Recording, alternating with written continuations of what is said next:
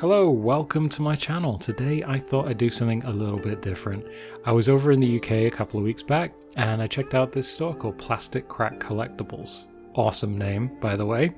And the owner Neil said it'd be cool just to make some videos, so I thought, you know what, why not? I'll put this on my channel and show you guys some of the cool stuff that I don't get to see very often. And it was really interesting kind of store because they had things from like the 50s, 60s, 70s, 80s, 90s, and you know, there's a lot of stuff like this that's sort of before my time, you know, 60s, 70s, and it was just really cool to see things that I don't normally see, and especially being in the UK, they have a lot of stuff there that's just not common in North America, like these kind of things from Splitting Image, the TV show. And you know, you don't see a lot of Doctor Who stuff here, or like the quintessential British stuff. So it was really cool just to kind of see those things. And I couldn't believe the amount of these like mini rigs, these Star Wars mini rigs that he had. Apparently he'd got a lot of sort of old new stock from a store that never sold it. So there was quite a few box Star Wars things, which was really cool.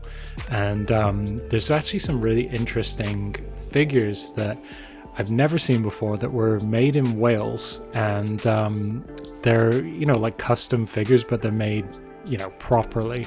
And they were really, really interesting. And you'll see them in a second, but they're all carded, painted. They just look fantastic. These are the ones, and they're all from the Ewoks cartoon or the movie. Oh, the movie, I think, yeah.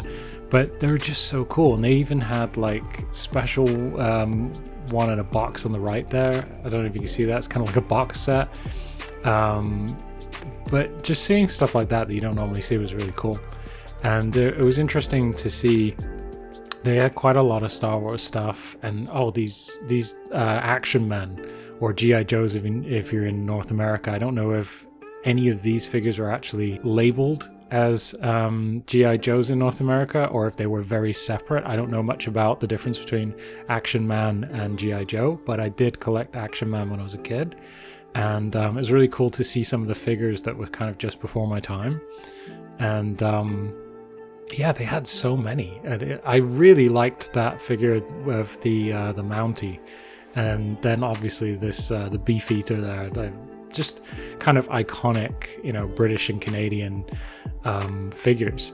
So that kind of stuff was interesting. But then there was all this stuff. There's just all this horror stuff, and that awesome giant alien figure. I saw that was a Terminator figure that was like, I don't know, 18 inches tall. That was cool. And then all these Doctor Who things. I kind of forgot a little bit about Doctor Who until I went to the UK, and I was like, oh yeah, there's like loads of figures and merchandise, and it just kind of popped out at me when I was over there. But I loved some of this stuff, like Captain Scarlet there. That was something I watched as a kid, you know. And there was actually a few things that surprised me while I was there. We'll kind of get to it in a moment, but there were some things in the cabinets that I had when I was a kid and I completely forgot even existed. Action Force, that seems to be quite popular at the moment. I'm not sure why it's more popular now than it was a few years ago, but I guess something happened. Boglins, I had Boglins as a kid, and those little mini Boglins. These are the things I saw. These flying saucer things with these figures, I had those. I remember getting those when I was a kid, and I'd forgotten that they even existed. But one of the reasons I went to the store was to look for Simpsons stuff for my wife who collects Simpsons, and they had quite a lot of figures there. They had a lot of figures you don't normally see, and this donut head Homer did come home with me from my wife. But there was just loads of cool stuff, and I was surprised at how much Simpsons stuff they had, really. I guess someone traded in a whole collection, which makes sense. But I didn't even know that giant Smithers figure even existed.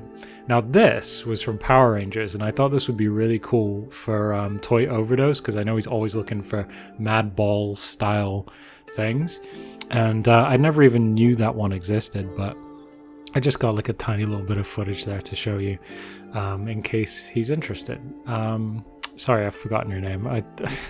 I watch your show all the time, and my brain has just gone blank.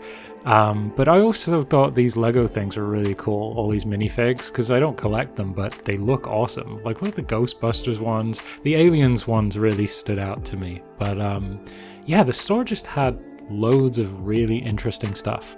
And if you're a collector, I think you're going to love it. It's like one of the best stores I've ever been to. So it's definitely worth checking out. And he ships worldwide too.